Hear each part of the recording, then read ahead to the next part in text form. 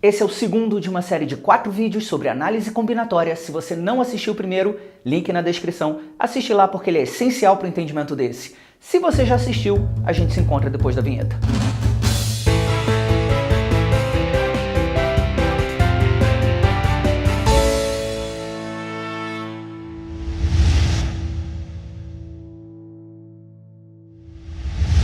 Muito bem-vindo ao canal Defina. Eu sou o João Ricardo Oliveira e nesse vídeo nós vamos falar sobre um dos apelidos que o princípio fundamental da contagem pode receber dependendo das circunstâncias. Eu estou falando de permutação.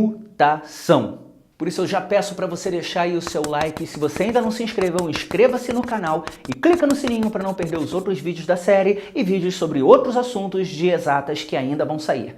No primeiro vídeo eu te falei 2 palavrinhas mágicas que você precisaria guardar para entender todos os vídeos dessa série. As palavrinhas mágicas são alface e retroescavadeira. Mentira, era só para saber se você realmente tinha assistido o primeiro vídeo. As 2 palavrinhas mágicas são escolha e ordem. Nós vamos fazer o seguinte, eu vou te dar 3 situações, 3 problemas, e no final nós vamos analisar esses 3 problemas, inserindo nessa análise essas 2 palavrinhas mágicas. Vamos lá. Primeiro problema, você e mais 4 amigos vão ao cinema. Chegando lá, vocês querem sentar na última fileira. Na última fileira existem exatamente 5 cadeiras. De quantas formas vocês 5 podem se sentar na última fileira? Segundo problema, quantos são os anagramas da palavra Marte? Lembrando que anagrama de uma palavra é uma outra palavra escrita com as mesmas letras. E lembrando que palavra é qualquer sequência de letras, tendo ou não significado. Terceiro problema, você precisa colorir uma bandeira composta de 5 faixas verticais. Para isso, você tem 5 lápis de cor, cada um de uma cor diferente. De quantas maneiras você pode pintar essa bandeira se você não quer repetir cor nenhuma? Uma pessoa que se deixa enganar pelas aparências diria que esses 3 problemas são totalmente diferentes. Mas eu sei que você vai além das aparências, eu sei que você enxerga lá na essência das coisas e você conseguiu perceber que apesar das aparências, esses 3 problemas são idênticos. Por quê?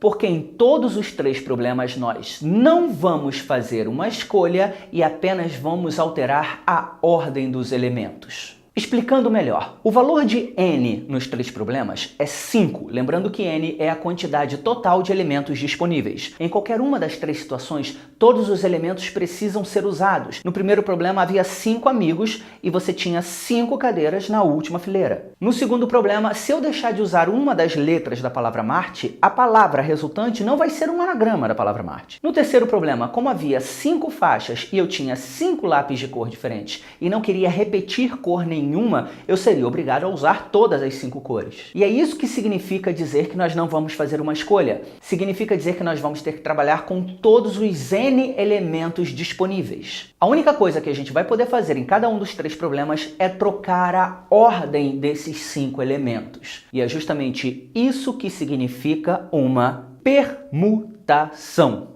Portanto, defina a permutação. É todo o problema da análise combinatória onde não fazemos uma escolha e apenas alteramos a ordem dos elementos. Como os 3 problemas são idênticos, então é óbvio que a solução matemática deles também é idêntica. Vamos lá. Para qualquer um deles, nós vamos fazer 5 traços. Existem 5 elementos disponíveis para serem usados na primeira posição. Já usamos um, ele não vai poder ser usado de novo, portanto, na segunda posição nós temos apenas 4 possibilidades.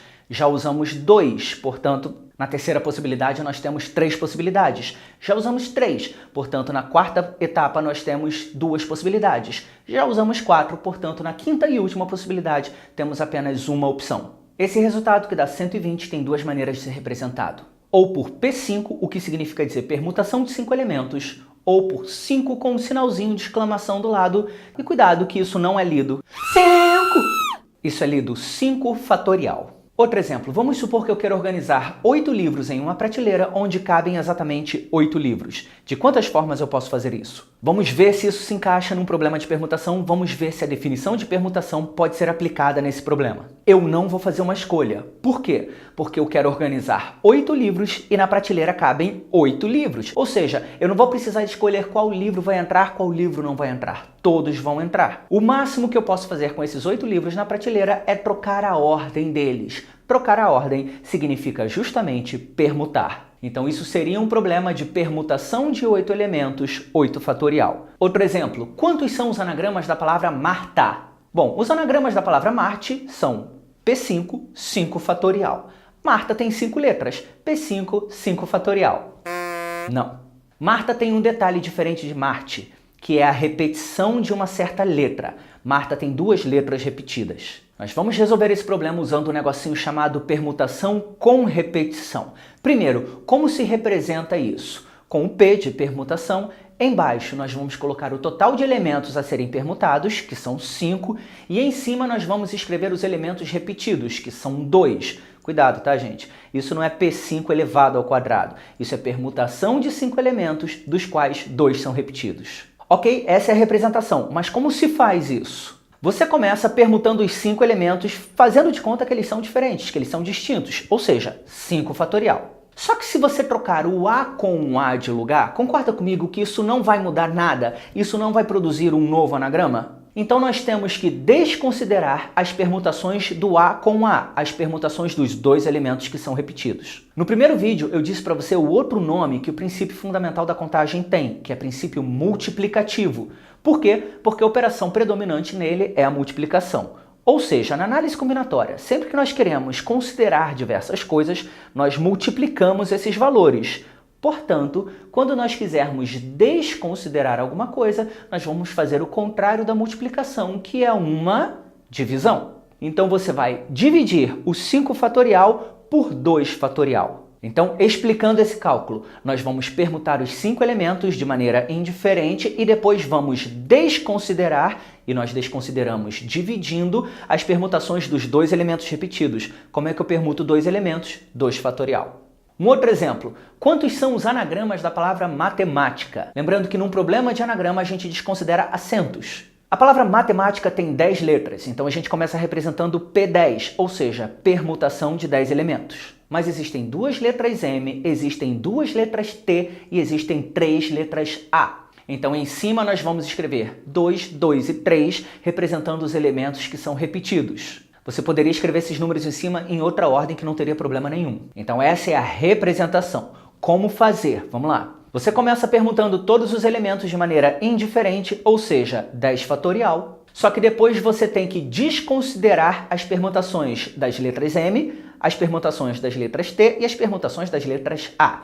Lembra que você desconsidera dividindo. Como é que eu permuto as 2 letras M? 2 fatorial. Como é que eu permuto as 2 letras T? 2 fatorial. Como é que eu permuto as 3 letras A? 3 fatorial. E se acontecer o contrário? Bom, eu espero que agora você consiga interpretar coisas desse tipo. O que significa P7? Atenção, o que significa e não quanto significa. Quanto é P7? 7 fatorial você já sabe. Beleza, eu estou falando de interpretação. Nós temos 7 elementos disponíveis, nós vamos usar todos os 7 elementos disponíveis, ou seja, não vamos fazer uma escolha e nós vamos apenas alterar a ordem desses 7 elementos. O que significaria, por exemplo, isso?